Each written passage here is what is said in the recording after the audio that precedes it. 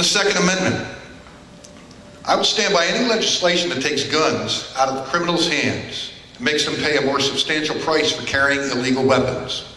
The problem is, none of the gun control legislation that has been proposed or passed in this country or state has done anything to address this. I'll be honored to cast my votes to protect the Second Amendment to our Constitution.